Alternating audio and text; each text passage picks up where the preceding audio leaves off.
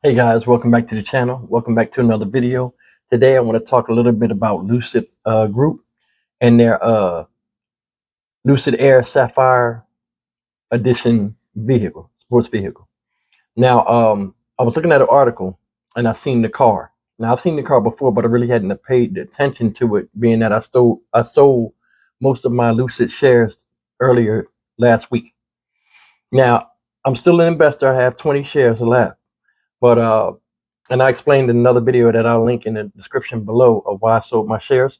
But in this video here, the particulars about the vehicle and the specs and the performance and the price came out, and it had me thinking it's a nice vehicle. And I wanted to go over a few things. First thing I want to do is I'm going to talk about the specs. I want to talk about the vehicle itself.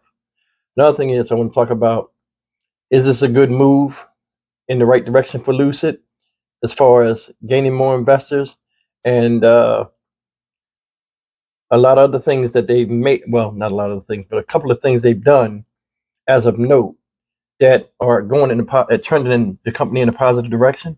And I wanted to cover them as well. But yeah, just as simple as I just want to make it real simple in the beginning of my intro. But yeah, let's get into it. Now, the Lucid Air is a vehicle that's the flagship of Lucid Auto Group, right? Now, I like it. It's a luxury type of car. They deal more to a luxury type of audience, but the way the prices of the cars are put out there, they're looking for a specific type of art. Like, I guess somebody that's wealthy or the rich, dealing with luxury. And the Sapphire is no different. When they developed the Sapphire, they said in the article I read that it was designed with sport driver in mind, luxury type of sport driver, right? Now, a couple of facts about the car. 1,200 horsepower just in the rear wheels alone. They have a new type of motor system where it's 3 motors. One motor sits up front, and then they have 2 motors intertwined together in a package where they run independently to one wheel each rear wheel has its own motor, but it's independently on this motor that they have that's located in the back of the car. So it delivers 600 horsepower per wheel, which is crazy. So each rear wheel has 600 horsepower being driven to it, at all times.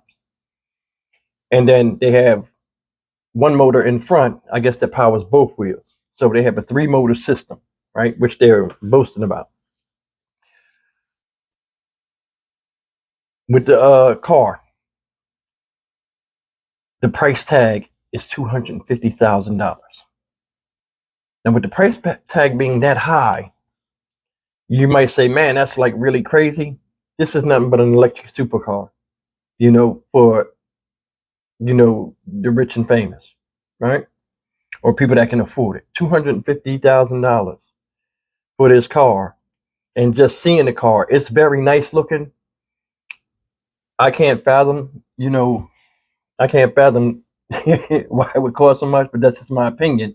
But let me go into a little bit of facts I wrote down. And this is amazing. 0 to 60 in under 2 seconds, 0 to 100 in under 4 seconds. The quarter mile is under 9 seconds. Oh my God. And the top speed is over 200 miles an hour. For an electric vehicle, Lucid, I think they made this vehicle, in my opinion, to rival the Tesla Plaid. I think it's called Plaid or Plaid. I don't know. I think it's called Plaid. But it's a very nice vehicle. Now, how does this equate to investors? I mean, if you're an investor of Lucid like me, I'm kind of indifferent with it. Yeah, they're bringing out luxury line of the car, but it's like an offset of the car they have already. That's number one. And number two, that's the first thing. Number two is this. In Lucid, we're having problems with production. We're having problems with building, just slowing down parts. all that type of stuff, right? We can't get the vehicles out on time.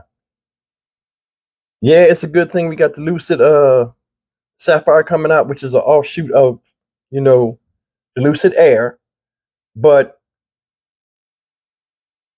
and this is almost twice as high as the other car.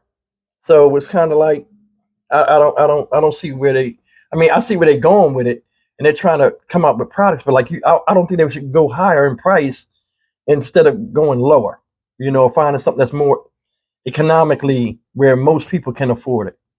That's just me. But yeah, couple things about Lucid. When Newsday had brought up last week, they went out and they purchased 120 acres, you know, to expand production. So I mean, they're doing what they're trying to, you know, rectify the situation and show that the company's moving in a forward direction.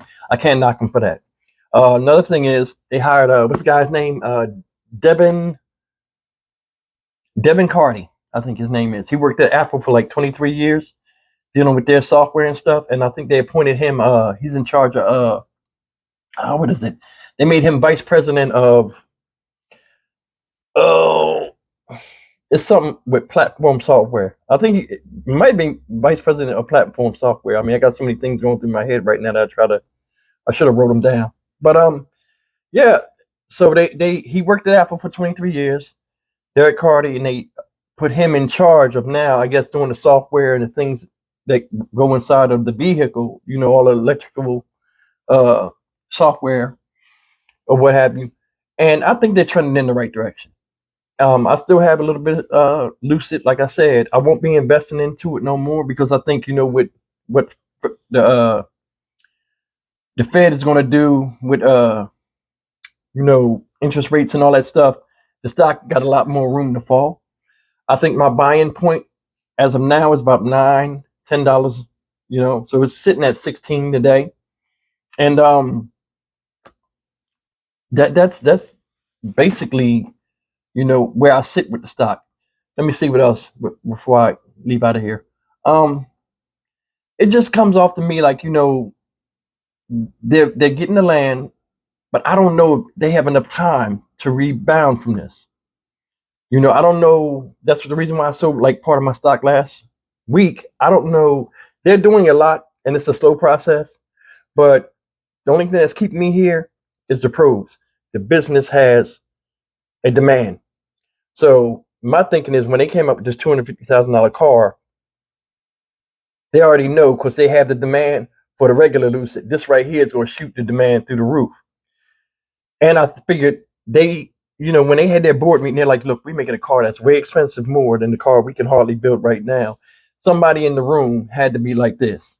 Well, listen, if we can sell these cars for $250,000 and we can sell them and get a, you know, we already bought the plant. So people are going to wait because this is the thing.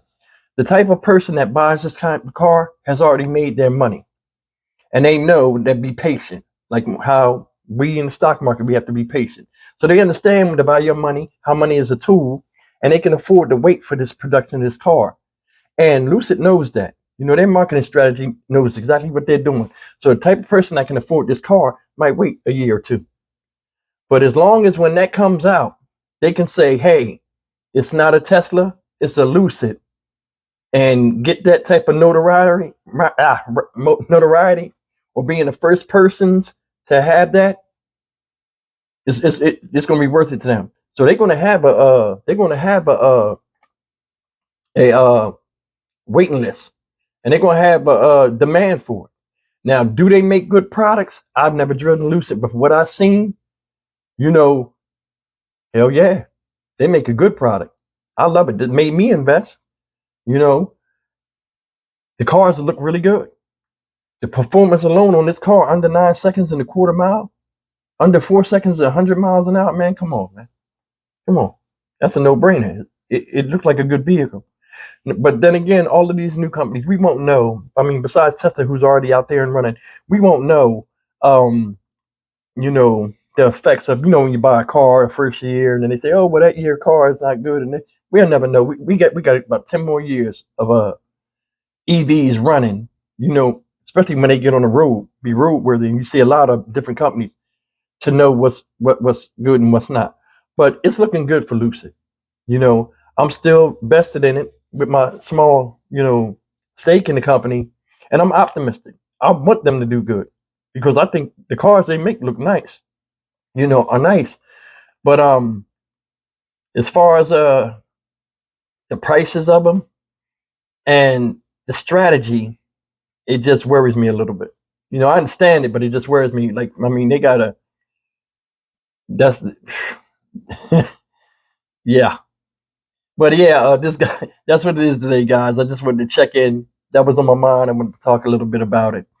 And tell me what you think, man. You guys have been leaving me good comments. I've been answering all of them. I appreciate the support. And I appreciate hearing you guys' view about it. What you think about Tesla? I mean, about Tesla. What do you think about Lucid? You think they'll have enough to battle the rival Tesla in a few years? Do you think that the Lucid Sapphire is a good car? Uh, think about buying stock in it, company. I'd like to know. What do you think about the new hire for vice president of software? What do you think about them buying acres of land, and where you think the direction of the company is going to go into? I'd like to hear back from you. But yeah, as usual, I wish everybody happy investing. Remember, stay on the field, not on the sideline. And I'll see you in the next video. Thank you.